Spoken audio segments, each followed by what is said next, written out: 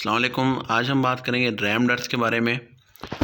RAM dirts होता क्या है, इसके डिफरेंट एस्पेक्ट्स को डिस्कस करेंगे और इसके बारे में मज़ीद जानने की कोशिश करेंगे।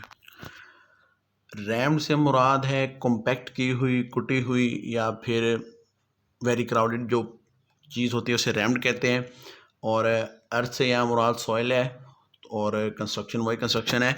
सो रैम डर्ट से मुराद हुई आपने कुटी हुई मिट्टी से तामीर करनी है या फिर वेरी कॉम्पैक्टेड जो सॉइल है उससे तामीर करने के तरीके को रैम डर्ट कंस्ट्रक्शन कहते हैं। मिट्टी को कूट कर कॉम्पैक्ट कर कर उसको दीवारें बनाने का अमल सदियों पुराना है। दीवारें चीन का कुछ हिस्सा है जो कि मैदानी इलाकों में दीवारें चीन का जितना भी हिस्सा है वो रैम डर्ट से ही बना हुआ है। दुनिया में और कई बहुत ज़्यादा तारीखी इमारतें भी हैं जो भी रैम डर्ट कंस्ट्रक्शन से बनी हुई हैं। और पाकिस्तान में रिसेंटली टेलीनॉर का हेडक्वार्टर इस्लामाबाद में बना हुआ है। उसमें दुनिया की टॉलेस्ट जो रैम डर्ट वॉल बनाई गई है वो उधर ही बनाई गई है। अब मैं आपको बताता हूँ रैम डर्ट होता क्या है। जिस तरह के पहले बता चुका हूँ, मिट्टी को कॉम्पैक्ट करके उसको बनाने का अमल, दीवार बनाने का अमल या कुछ भी कंस्ट्रक्ट करने का अमल रैम डर्ट कहलाता है। मिट्टी को जब हम कॉम्पैक्ट करते हैं या फिर उसको जब कूटते हैं तो वो पत्थर की तरह मजबूत हो जाती है। बाज़ दफ़ा उसमें चूना या सीमेंट ऐड की जाती है ताकि मिट्टी और ज़्यादा मजबूत और स्टेबल हो जाए। स्टेबल से मुराद वो मिट्टी है जिसमें चिकनी मिट्टी या सैंड की जो तादाद है वो मुनासिब हो। अगर दोनों में से किसी एक की तादाद ज़्यादा है या कि दूसरे की तादाद कम है तो वो अनस्टेबल मिट्टी कहलाती है। अगर आपकी सैंड क्लेई है तो उसमें, अगर आपकी जो सॉइल है सॉरी वो क्लेई है, उसमें क्ले कंटेंट बहुत ज़्यादा है, आपको सीमेंट ऐड करने की या चूना ऐड करने की ज़रूरत नहीं है। उसमें आप उसमें सैंड ऐड करें यानी रेत ऐड करें ताकि वो आपकी जो सैंड है वो स्टेबल, जो सॉइल है वो स्टेबल हो जाए। और अगर आपकी जो सॉइल है वो बहुत ज़्यादा सैंडी सॉइल है तो आप उसमें क्ले ऐड कर सकते हैं स्पेशली, या फिर आप उसमें सीमेंट ऐड करके आप उसको स्टेबल कर सकते हैं। रैम डर्ट का मिक्सर बनाकर उसको फर्मे लगा के, फ्रेमवर्क लगाकर उसको प्रॉपर वाल की शक्ल दी जाती है। आपको पता है अगर मिट्टी को हम वैसे कॉम्पैक्ट करेंगे तो वो ज़्यादा जगह घेर लेगी, लेकिन अगर हम उसको एक प्रॉपर वाल की शक्ल में उसके फॉर्म वर्क या फर्मे लगाएंगे और फिर उसको कॉम्पैक्ट करेंगी तो वो एक पत्थर की तरह एक मजबूत दीवार की शक्ल इख्तियार कर लेगी। पहले मिक्सर बनाया जाता है, एक रैम डर्ट मिक्सर बनाया जाता है जिसकी डिटेल बाद में मैं आपको बताऊंगा। उसको वॉल की शक्ल में फ्रेमवर्क होता है, आप उसमें अपने रैम डर्ट मिक्सर को प्लेस करते हैं और फिर उसको इतना कॉम्पैक्ट करते हैं कि और ज़्यादा कॉम्पैक्ट होने की जगह ना हो या और ज़्यादा वो कॉम्पैक्ट ना हो सके तो वो एक दीवार की शक्ल इख्तियार कर लेता है। रैम डर्ट की जो वॉल है वो एक हैवी वेट मैसोनरी स्ट्रक्चर की तरह एक्ट करती है क्योंकि उसकी थिकनेस बहुत ज़्यादा होती है, जिसकी वजह से उसका थर्मल मास जो है वो बहुत ज़्यादा होता है। जो थर्मल मास की वजह से वो हमें गर्मियों में सर्द इन्वायरमेंट प्रोवाइड करता है और सर्दियों में गर्म इन्वायरमेंट प्रोवाइड करता है। पहले दौर में या कदीम वक्त में अब क्योंकि टेक्नोलॉजी ज़्यादा आ चुकी है, जो रैम डर्ट से वॉल बनाने का काम था वो काफ़ी ज़्यादा लेबर इंटेंसिव होता था। लेकिन अब हमारे पास ऐसे ऐसे कॉम्पैक्टर आ गए हैं जिसकी वजह से लेबर इंटेंसिव अभी भी है लेकिन कॉम्पैक्ट करने का काम जो है वो ईजी हो गया है। ये जो नीचे आपको पिक्चर दिख रही है ये एक अमेरिका में एक बिल्डिंग है जिसे बोरो हाउस प्लांटेशन कहते हैं। ये एक कम्प्लीटली डबल स्टोरी स्ट्रक्चर है और ये कम्प्लीटली रैम डर्ट से बनी गई है। इस तरह मैं आपको पहले बता चुका हूँ, रैम डर्ट के लिए हमें सॉइल चाहिए और एक वुडन फ्रेमवर्क चाहिए और उसके साथ थोड़ा सा सीमेंट चाहिए। तो अब उनकी डिटेल्स डिस्कस कर ली जाएँ।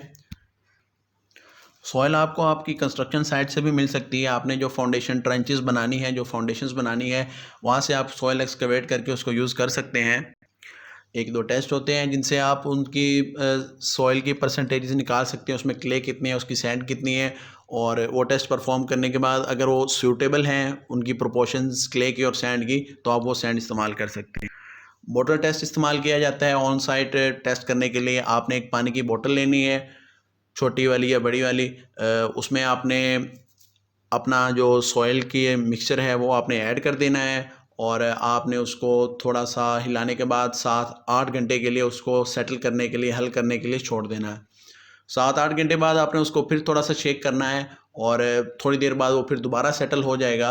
तो आपने उसमें देख लेना है, सबसे नीचे आपकी जो ग्रेवल की लेयर बन जाएगी, उसके ऊपर आपकी क्ले की लेयर बन जाएगी, उसके ऊपर आपकी सैंड की लेयर बन जाएगी।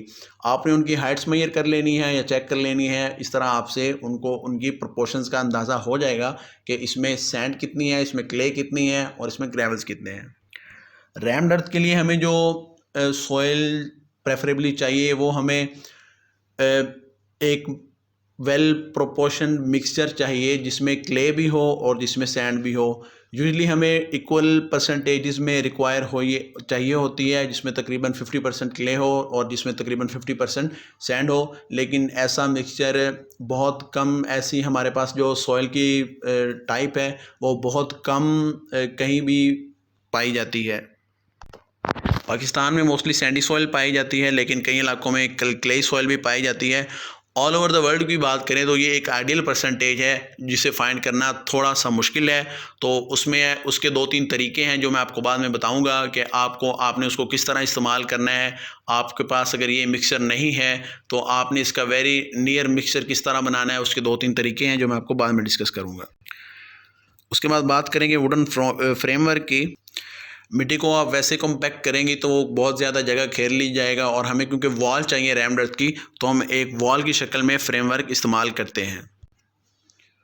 अर्थबैग और कॉब की तरह जो रैम्ड अर्थ है ना, वो अपने आप को होल्ड नहीं कर सकती, तो हमें उसके लिए फ्रेमवर्क चाहिए होता है। आप को जितनी आपकी थिकनेस है, आपका उतना वॉल की थिकनेस आपको रिक्वायर्ड है, आपको उतना फ्रेमवर्क आपको उस लिहाज से चाहिए होगा।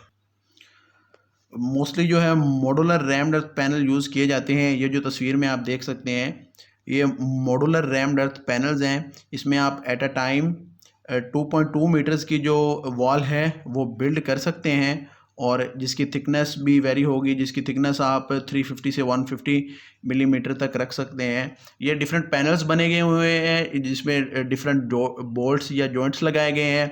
आप अपनी मर्ज़ी के मुताबिक इनको एडजस्ट कर सकते हैं। उसके बाद आपको सम टाइम सीमेंट चाहिए होगी। सीमेंट के लिए कोई ख़ास स्पेसिफिकेशंस नहीं है, आपको ऑर्डिनरी पोर्टलैंड सीमेंट चाहिए जो बाज़ार में इजीली अवेलेबल है। अब बात करेंगे, अगर आप अपना रैम्ड अर्थ हाउस बनाना चाह रहे हैं तो उसकी स्टेप बाय स्टेप गाइड कैसी होगी। रैम्ड अर्थ हाउस बनाने में आपको रैम्ड अर्थ वॉल्स चाहिए होंगी। सबसे पहले आपको फाउंडेशंस चाहिए, उसके ऊपर आप अपनी रैम्ड अर्थ वॉल्स खड़ी करेंगे और उसके ऊपर आप अपनी रूफ बनाएंगे। 2-3 सिंपल स्टेप हैं जिसे आप फॉलो करेंगे। वॉल्स बनाने के लिए आपने मिक्सचर बनाना है, उसको फॉर्मवर्क में प्लेस करना है, उसको कॉम्पैक्ट करना है। देन आपकी जो वॉल्स हैं वो तैयार हो गई होंगी। स्टेप बाय स्टेप गाइड की बात करेंगे तो सबसे पहले आपने किसी भी तरह, जिस तरह ऑर्डिनरी कंस्ट्रक्शंस भी होती है या अर्दन बिल्डिंग्स में जो कंस्ट्रक्शन होती है, आपने साइट को साफ़ करना है और उसको बिल्डिंग का लेआउट बनाना है। आपने जो साइट को साफ़ करने से मुराद, जो आप उसको साफ़ करके जितना भी ऑर्गेनिक मैटर्स ऊपर मौजूद है वो आप उसमें से रिमूव कर देंगे, और जो टॉप 6 इंच या 1 फीट की लेयर है अर्थ की, उसको एक्सकवेट करके आप उसको साइड पे रख देंगे। वो आपने कोशिश करनी है कि आप अपने रैम्ड अर्थ मिक्सचर में इस्तेमाल ना करें, क्योंकि उसमें ऑर्गेनिक मैटर्स मौजूद हो सकते हैं, उसमें रूट्स मौजूद हो सकती हैं, उसमें लीव्स मौजूद हो सकती हैं, जो कि हमारे रैम्ड अर्थ के मिक्सचर को कमज़ोर कर सकती हैं। जब आपकी सफाई हो गई होगी तो उसके बाद आपने उसका लेआउट बनाना है। लेआउट से सिंपली मुराद, जहाँ आपकी दीवारें आ रही हैं वहाँ से आपने चूने का निशान लगा लेना है, ताकि जब आप फाउंडेशंस बनाएं या ऊपर वॉल बनाएं तो आपके लिए इजी हो उस पे लिए काम करना। फाउंडेशंस की बात करें तो रैम्ड अर्थ की जो वॉल्स हैं वो हैवी वेट है, उनका थर्मल मास भी ज़्यादा है, तो उसके लिए हमें फाउंडेशंस में थोड़ी सी जो केयर है वो करनी पड़ेगी। अगर आप एक सिंपल 1 स्टोरी हाउस बना रहे हैं जिसके ऊपर आप वुडन रूफ एम्प्लॉय करना चाह रहे हैं तो आप रबर ट्रेंच फाउंडेशन इस्तेमाल कर सकते हैं। लेकिन अगर आप एक कॉम्प्लेक्स मल्टी स्टोरी हाउस चाह रहे हैं, आप उसमें बॉन्ड बीम चाह रहे हैं, आप कंक्रीट रूफ चाह रहे हैं, तो या ऊपर दूसरी स्टोरी भी चाह रहे हैं, तो आपको कंक्रीट फाउंडेशंस यूज़ करनी पड़ेंगी। रबर ट्रेंच फाउंडेशंस आपने किस तरह बनानी है, जिस तरह पहली वीडियोस में भी डिस्कस कर चुके हैं। रबर ट्रेंच फाउंडेशंस से मुराद है, आप रबल यानी मलबे को कहते हैं, और ट्रेंच जो भी फाउंडेशंस के लिए नीचे खुदाई की जाती है वॉल्स के नीचे, उसे ट्रेंच कहते हैं। आपने अपनी वॉल्स के नीचे, जहाँ जहाँ आपकी वॉल्स आ रही हैं, वॉल्स के नीचे, ग्राउंड लेवल के नीचे आपने 3 फुट की एक्सकेवेशन कर लेनी है। आपने ये जो एक्सकेवेशन करनी है ये स्लोप में करनी है, ताकि आपका जो वाटर है वो बिल्डिंग से बाहर फ्लो करे और ड्रेनेज का कोई प्रॉब्लम ना हो। आपने एक बकेट ऑफ वाटर लेके उसको टेस्ट भी कर लेना है। जब आपने 3 फुट की एक्सकेवेशन कर ली है तो आपने एक नीचे प्लास्टिक की शीट बिछा देनी है। यहाँ पे आप प्लास्टिक की शीट नीचे बिछा दें और उसके ऊपर आपने, अगर रबल इस्तेमाल करना चाह रहे हैं तो रबल इस्तेमाल कर लें, अगर आप एग्रीगेट्स या ग्रेवल इस्तेमाल करना चाह रहे हैं तो ग्रेवल इस्तेमाल कर लें।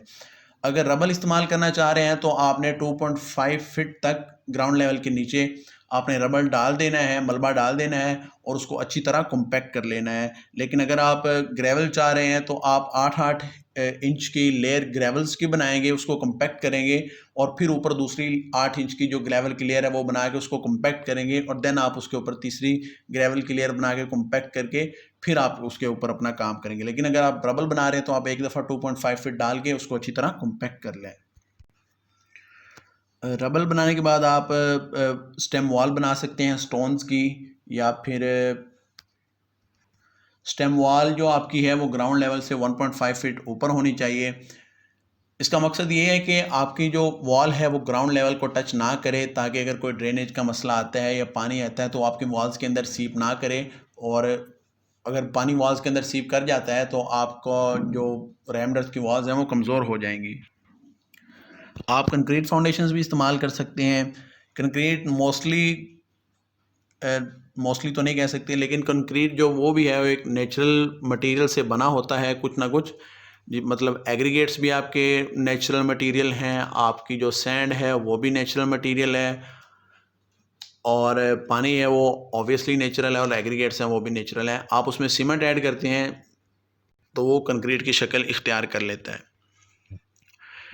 इसके 2-3 कंपोनेंट्स हैं कंक्रीट फाउंडेशंस के। अगर आप अर्दन बिल्डिंग्स के नीचे कंक्रीट फाउंडेशंस देना चाह रहे हैं वो मैं आपके साथ डिस्कस कर लेता हूँ।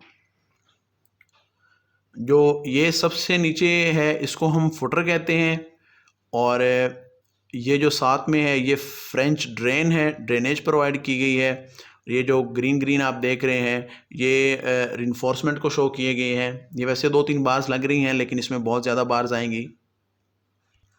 अब इनकी बारी बारी डिटेल लेते हैं। फुटर की बात कर लें तो फुटर आपका एक कंक्रीट स्लैब की तरह एक छोटा सा पोर्शन है। ये डीपेस्ट पार्ट है आपका फाउंडेशंस का, जो कि ग्राउंड लेवल जो आपकी सॉइल के ऊपर रेस्ट करता है, और इसको किसी भी आप कंक्रीट स्लैब से कंपेयर कर सकते हैं। इसमें रिइंफोर्समेंट है, स्टील बार्स हैं और उसके साथ उसके कंक्रीट मिक्सचर है। याद रहे अगर आप कंक्रीट फाउंडेशंस बना रहे हैं तो ये हाईली रिकमेंडेड है आप किसी प्रोफेशनल से कंक्रीट फाउंडेशंस का डिज़ाइन करवा लें, क्योंकि कंक्रीट फाउंडेशंस का या आरसीसी फाउंडेशंस का जो डिज़ाइन है वो इतना सिंपल नहीं है जितना कि अर्दन बिल्डिंग्स को बनाना है, जितनी अर्दन फाउंडेशंस को इस्तेमाल करना है। उसके ऊपर आप स्टेम वॉल प्रोवाइड करते हैं। ये जो एरिया इसे आप स्टेम वॉल कहते हैं, और इसके ऊपर आपकी डायरेक्टली जो है ना वो रैम्ड अर्थ वॉल जो है वो कनेक्ट हो जाती है। स्टेम वॉल भी आपकी जो है वो आरसीसी से ही बनी होती है, और ये ग्राउंड लेवल से 1.5 फीट इसकी जो ऊपर है ना वो इसकी हाइट होती है। ये फ्रेंच ड्रेन है, ये आपने ड्रेनेज प्रोवाइड करने के लिए है, और ये 2-3 कंपोनेंट है कंक्रीट फाउंडेशंस के जो आपने डिज़ाइन करते हुए याद में, जो आपके डिज़ाइन करते हुए आपने ध्यान में रखने हैं। ये उनकी डिटेल्स दी गई है जो कि मैंने पहले आपको बता चुके हैं। अब बात करेंगे रैम्ड अर्थ वॉल्स की। ये वो पोर्शन है जहां अब इतना काम कर फाउंडेशंस बना ली हैं आपने तो, और अब आप रैम्ड अर्थ वॉल्स पे आ सकते हैं। यहाँ पे रैम्ड अर्थ वॉल को बनाने के लिए आपको सबसे पहले रैम्ड अर्थ मिक्सचर बनाना होगा। अब रैम्ड अर्थ मिक्सचर बनाना कैसे है वो मैं पहले आपके साथ डिस्कस कर लेता हूँ। How to prepare a suitable mixture. Rammed earth wall बनाने के लिए आपको सबसे पहले एक सूटेबल मिक्सर चाहिए। अब रैम्ड अर्थ मिक्सर बनाने के लिए 2-3 पॉइंट्स हैं जो आपने जहन में रखने हैं। सबसे पहला पॉइंट ये है कि आपने कोशिश करनी है कि जो आपकी सॉइल है वो आपकी साइट के नज़दीक ही प्रेजेंट हो, लेकिन अगर आपके पास जो साइट में सॉइल प्रेजेंट है वो आपकी रिक्वायर्ड परसेंटेजेस को या रिक्वायर्ड प्रोपोर्शंस है उसको पूरा नहीं कर रही, तो आप उस सॉइल को किस तरह इस्तेमाल कर सकते हैं। अगर आपकी जो साइट वाली सॉइल है वो ज़्यादा क्लेई है तो आपने उसमें सैंड ऐड करनी है या रेत ऐड करनी है। रेत ऐड करके आपने उसको मिक्स कर लेना है। इसका एक और तरीका ये भी है जो आप सबसे पहले ट्राई कीजिएगा, आप अपनी साइड से सैंड ले लीजिएगा और कुछ पास से ही सैंड ले लीजिएगा, सैंड कह रहा हूँ सॉरी सॉइल, और उनको मिक्स करके कोशिश करें कि आपको जो मिक्स करेंगे तो, और अगर टेस्ट करें तो अगर आपकी रिक्वायर्ड परसेंटेज ऑफ क्ले और सॉइल अचीव हो रही है तो आप वो दोनों सॉइल्स को मिक्स करके इस्तेमाल कर सकते हैं। दूसरी बात ये है कि अगर आपकी सॉइल ज़्यादा सैंडी है तो आपने उसमें क्ले ऐड करना है। यूजली 5% क्ले ऐड की जाती है सीमेंट बाय वेट के, और इससे जो है आपकी मिक्सर की स्टेबलाइजेशन आ जाती है, उसमें स्ट्रेंथ उसकी बहुत ज़्यादा अच्छी हो जाती है। और उसके अलावा आपकी जो रैम्ड अर्थ की वॉल जो बन जाती है तो वो वाटर प्रूफ भी हो जाती है, क्योंकि सीमेंट एक अच्छा वाटर प्रूफिंग मटीरियल है। जब आपका अपना मिक्सचर सूटेबल मिक्सचर बन गया तो आपने रफली 10% उसमें वाटर ऐड करना है by weight to facilitate the compaction और सीमेंट को क्योर करने के लिए। जब आपका मिक्सचर बन जाए आपने उसको अच्छी तरह हिला लेना है, मिक्स कर लेना है। तो मिक्सचर इस तरह इतना को डैम्प हो के अगर आप उसको हाथ में पकड़ें तो आपका जो है ना वो उसके क्लैंप से वो बन जाए। अब आपका मिक्सचर बन गया है, अब आपने उसको फ्रेमवर्क में प्लेस करना है। रैम्ड अर्थ वॉल्स को है यूजली लेयर्स में बिल्ड किया जाता है। The framework is laid, framework जो है उसको आप अपना लगा लेते हैं और उसमें आप अपना मिक्सचर डाल के उसको कॉम्पैक्ट कर लेते हैं। मिक्सचर को इतना कॉम्पैक्ट किया जाता है कि वो अपना 60 to 70% जो है उसकी इनिशियल हाइट की उसकी मतलब आपने एक रैम्ड अर्थ 15 सेंटीमीटर की आपने मिक्सचर अपने फॉर्मवर्क में डाल दिया है तो आपने उसको तब तक कॉम्पैक्ट करना है जब तक वो 10 सेंटीमीटर रह गया हो या 9 सेंटीमीटर उसकी जो वो हाइट है वो रह गई हो। और उसको कॉम्पैक्ट करने के बाद आपने उसके 24 घंटे के लिए उसकी पानी से क्यूरेशन करनी है। 2-3 और बातें हैं जो आपने रैम्ड अर्थ वॉल्स में आपने जहन में रखनी है। जो रैम्ड अर्थ वॉल की थिकनेस है बेस पे, सबसे नीचे बेस पे जो रैम्ड अर्थ वॉल की थिकनेस है वो 1/10 ऑफ हाइट ऑफ वॉल होनी चाहिए। यानी अगर आपकी वॉल की जो हाइट है वो 12 इंच है या 10 इंच है तो अगर जो बेस पे है जो सबसे नीचे है उसकी जो वॉल की थिकनेस है ना वो 1 इंच होनी चाहिए। अगर आप लोड बेरिंग रैम्ड अर्थ वॉल्स बना रहे हैं तो उनकी जो थिकनेस है वो 12 से 24 इंच के दरमियान वेरी कर सकती है। लेकिन अगर आप ऊपर एक लाइट वेट रूफ बनाना चाह रहे हैं और एक छोटा स्ट्रक्चर एक सिंगल हाउस या रूम बनाना चाह रहे हैं तो आप उसके लिए इवन 10% और 10 इंच और 12 इंच की जो थिकनेस की वॉल्स हैं वो प्रिपेयर कर सकते हैं। ये बात आपको मैं पहले ही बता चुका हूँ कि अगर आप रबर ट्रेंच फाउंडेशन इस्तेमाल कर रहे हैं तो आपने 1.5 फुट की स्टेम वॉल बनानी है या फिर आप अपना 2 फुट की जो ग्राउंड लेवल है उसको कॉम्पैक्टेड अर्थ के साथ फिल कर दें ताकि आपका जो ग्राउंड लेवल है ना वो रोड लेवल से या जो इनिशियल ग्राउंड लेवल था उससे ऊंचा हो जाए। इस तरह आपकी जो वॉल्स हैं वो डायरेक्टली आपकी ग्राउंड के ऊपर ले नहीं करेगी और मॉइस्चर इफेक्ट से बचा जा सकता है। वॉल्स के बाद आपका जो स्टेप है आपने ये बेसिकली वॉल्स के अंदर ही होता है। आपने उसके बाद विंडोज़ वेंटिलेटर और डोर फ्रेम प्रोवाइड करने हैं। सिंपली जहाँ पे आपकी विंडोज़ डोर फ्रेम है वहाँ पे आपने अपनी रैम्ड अर्थ वॉल्स नहीं बनानी, अगर बना लिया तो उसके बाद में उसमें कट कर सकते हैं। और आप अपनी जिधर भी आपके डोर फ्रेम्स हैं आपकी विंडोज़ हैं वहाँ आप अपनी रैम्ड अर्थ वॉल्स ना बनाएं और बाकी जो सारी उसके इर्द गिर्द बना लें। और ट्राई टू अगर आप वेंटिलेटर रखना चाह रहे हैं तो वेंटिलेटर आप कोशिश करें आप अपने दीवार की टॉप पे रखें, छत पे रखें, ताकि उसके लिए कोई स्पेशल हेडर की ज़रूरत ना पड़े। आप हेडर भी इस्तेमाल कर सकते हैं, लिंटल जिसे हम कहते हैं लिंटल इस्तेमाल भी कर सकते हैं। उसके बाद छत की बात करें तो आप अगर light weight roof made of wooden इस्तेमाल कर सकते हैं, बैम्बू रूफ इस्तेमाल कर सकते हैं। जो सिंपल वुडन रूफ है मेड ऑफ जिसमें सेंट्रल बीम है, इसमें राफ्टर्स हैं, इसमें साइड बीम्स हैं। आपने एक चीज़ जो ध्यान में रखनी है वो ये है कि आपने अपनी रूफ को दोनों साइडों से बल्कि चारों साइडों से आपने उसको 2 फुट की एक्सटेंशन देनी है। जिस तरह के आप इधर मैं निशान भी लगा रहा हूँ देख सकते हैं, ये बहुत ज़रूरी है। इसका मकसद क्या है? इसका मकसद ये है कि जब अगर आपकी कोई बारिश होती है तो आपकी जो बारिश है वो डायरेक्टली वॉल्स पे ना बने, वॉल्स पे ना पड़े, इस तरह वॉल्स जो रेन इफेक्ट है उससे काफ़ी हद तक बचा जा सकता है। आप बैम्बू रूफ भी इस्तेमाल कर सकते हैं अगर आप सिंपल स्ट्रक्चर चाहते हैं। आपने बैम्बू लेने हैं और उनको अपने रूफ के ऊपर प्लेस कर देने हैं और एक कानों के साथ आपने बाकी छत को कवर कर देना है और उसके ऊपर आपने अर्दन प्लास्टर या गारा लगा देना है। अगला जो आपका स्टेप है वो प्लास्टरिंग का स्टेप। ये स्टेप ऑप्शनल है अगर आपने सीमेंट इस्तेमाल की हुई है अपने अर्थ मिक्सचर में, लेकिन अगर आपने सीमेंट इस्तेमाल नहीं की तो आप कोशिश करें कि आप अपनी वॉल्स को प्लास्टर कर दें। जो रैम्ड अर्थ वॉल्स की जो फिनिशिंग है वो काफ़ी एस्थेटिक होती है, काफ़ी प्यारी होती है। अगर आपने पहले भी डिस्कस कर चुका हूँ, अगर आपने सीमेंट इस्तेमाल की है तो आप ऊपर प्लास्टर इस्तेमाल ना करें, लेकिन अगर आपने सीमेंट इस्तेमाल नहीं की तो आप प्लास्टर ऑप्शनल है, इस्तेमाल कर भी सकते हैं, नहीं भी कर सकते हैं, लेकिन इट्स बेटर कि अगर आप प्लास्टरिंग इस्तेमाल कर लें, लेकिन उससे जो उसकी एस्थेटिक्स है वो काफ़ी हद तक ख़राब हो जाती है। इसी वजह से लोग काफ़ी जो है ना उसके एस्थेटिक्स को बरकरार रखने के लिए सीमेंट इस्तेमाल कर लेते हैं, वहाँ भी जब रिक्वायर नहीं होता है, ताकि प्लास्टर से बचा जा सके। प्लास्टरिंग के बाद फ्लोरिंग है। फ्लोरिंग पे एक सेपरेट वीडियो भी आएगी, लेकिन मैं आपको थोड़ा सा बता देता हूँ।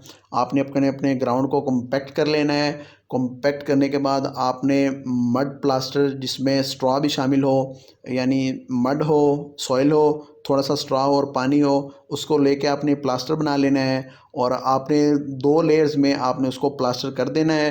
1.5 इंच की आपकी ये 2 लेयर्स होंगी और उसके ऊपर आपने लिनसीड ऑयल से कोटिंग कर देनी है, जिससे आपकी जो फ्लोर है वो वाटरप्रूफ हो जाएगा। Thank you.